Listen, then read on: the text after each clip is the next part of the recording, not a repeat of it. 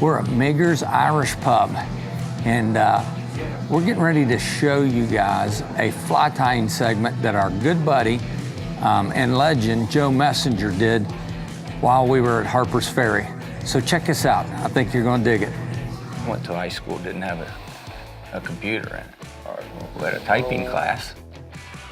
Are you pretty good at typing? No. Type. Texting, absolutely, it takes me. Oh, I got it one finger. Actually, I'm a pecker, you know what I mean? I knew that. You knew that before. Traveling the world, fishing, enjoying the great outdoors. Those are things that would have seemed impossible to me when I was a kid growing up in the mountains of West Virginia. I'm a lucky man, and I never want to forget it, and I'm hoping that sharing my experiences with folks will inspire them to do the same.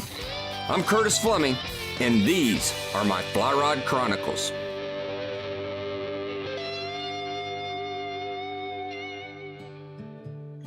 We're down in Harper's Ferry, West Virginia. We're getting ready to float the Shenandoah River with Brian Kelly.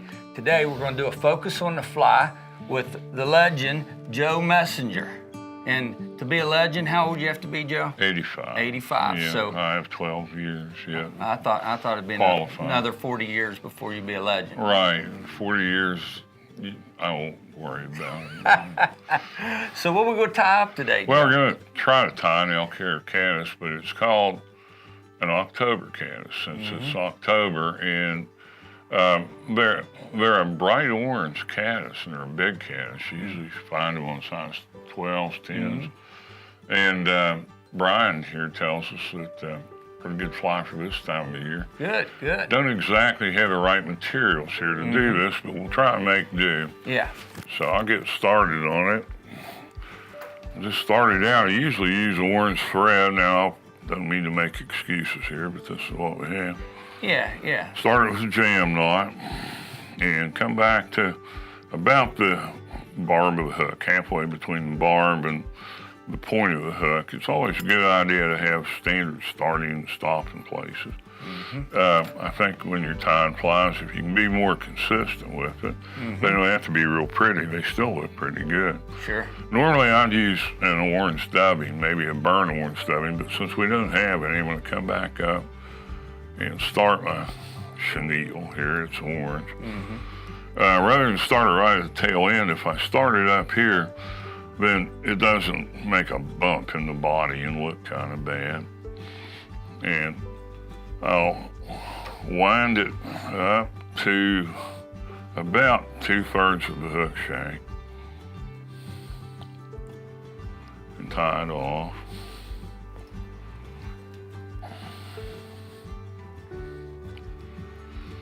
And we'll get rid of that.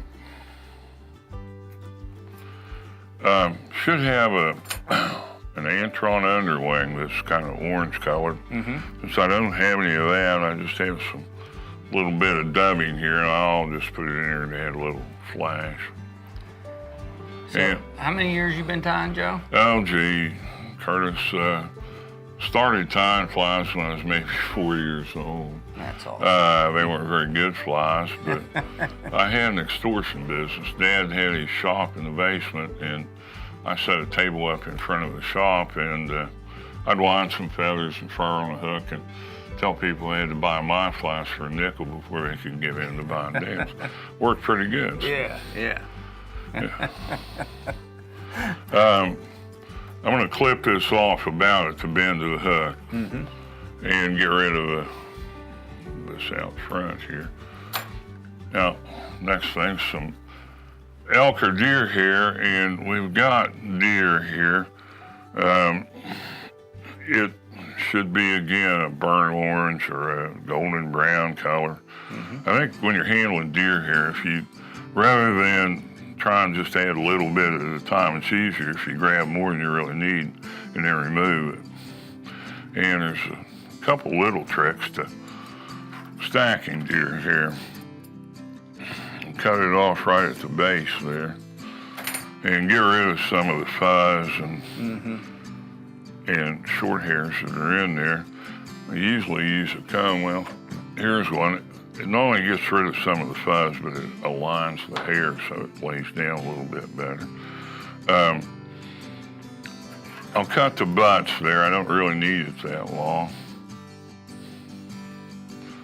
And put it in my stacker. This is kind of a lost art, isn't it? Little bit, yeah. Yeah, you know, with all the synthetics, sure, we still use a lot of deer hair, but they've kind of taken over.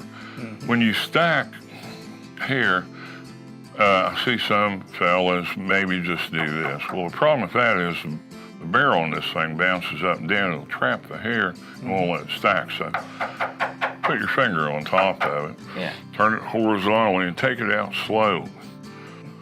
And sometimes if it doesn't stack very well, which we're not too bad here, you can clip it and do it again, double stack it. Now, it's always standard elk hair caddis. The way to do it was put the hair on and then cut it off. Well, you end up with a blunty end on there. Doesn't, and a lot of times you just have problems with it. So I'm going to measure it for the length I need, which is about the length of the body on it, and pinch it there and cut it off, just maybe give it 1/8 of an inch more than that. I'll pinch the hook shank and the hair and just take a loose wrap around it, too, and then pull up on it. And that way it keeps it on top of the hook shank. If you apply too much thread pressure, it has a tendency to roll it around. So I can tie that down. And that deer hair helps it be buoyant. And, adds a lot of float to it there. And plus, you know, caddis have down wings that look like a little pop tent when they're at rest. Normally we'd use an orange dubbing on this for the collar on it, but we didn't have any. So I'm gonna just, most people that dub flies use way too much dubbing. It'll tend to loop away from the thread, and that tells you you've used too much. Really, all we're trying to do is cover the thread. But if we put too much on there, it gets lumpy and doesn't work out very well. You talking about the fly or me? Well, you're already pretty lumpy. So. Especially after that breakfast this morning. Okay, we're pretending this is burnt orange. And I really want kind of a loose wrap on this thing, but I want to come back on the hair itself a little bit to help hold it down there. And bring it around and then taper it down here. And I'll tie it off with a whip finish. You can use a half hitch or whatever you want on this, or a whip finish tool, but since I don't see one laying here, I'll just use my fingers. It's not a bad idea to take a dubbing teaser, which I don't have, and fluff that up a little bit there, but all but for the materials, and that one will probably work. That's a October caddis. We've got a little better pattern here if you'd like to take a look at it. Maybe we can put it in the vise. Yeah. Actually, you gave me one, and I put it in my secret pocket.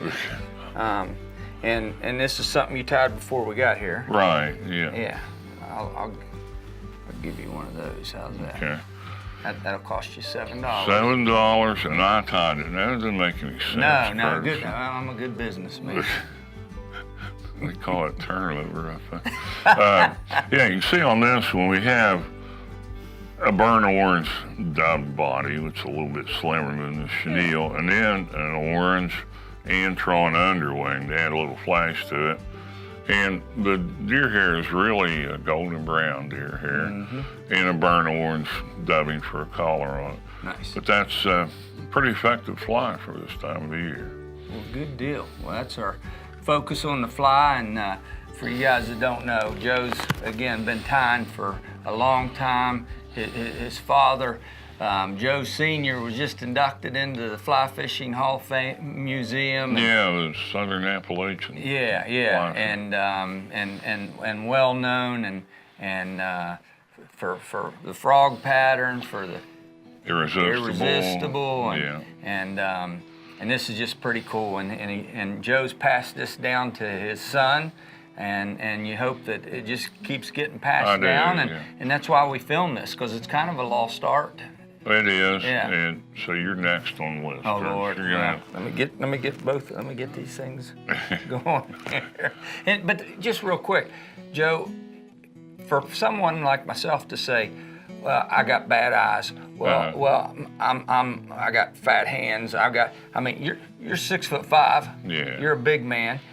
They make cheaters. They make magnifying glasses. Right. We can light this up. That's really not an excuse. If you want to do something badly enough, you'll find a way to do it. You know, I get kidded about having big hands, but I never found it to be a problem.